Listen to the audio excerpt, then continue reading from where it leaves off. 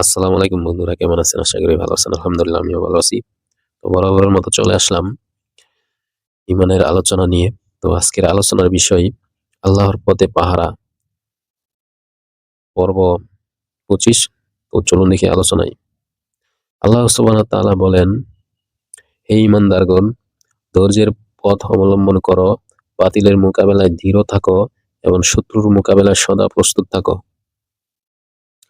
সহিহ আল বুখারী সাহল ইবনুল সাদ সাঈদী রাদিয়াল্লাহু থেকে বর্ণিত হয়েছে, আল্লাহর রাসূল সাল্লাল্লাহু আলাইহি ওয়াসাল্লাম বলেছেন, আল্লাহর পথে একদিন পাহারা দেয়া পৃথিবীর এবং তার মধ্যস্থ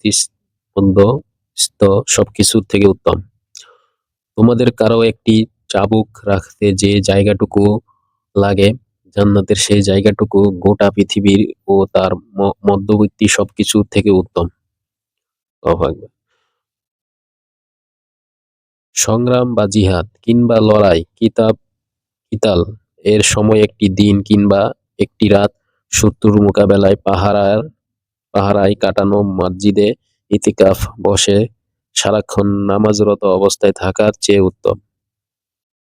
আল্লাহু আকবার।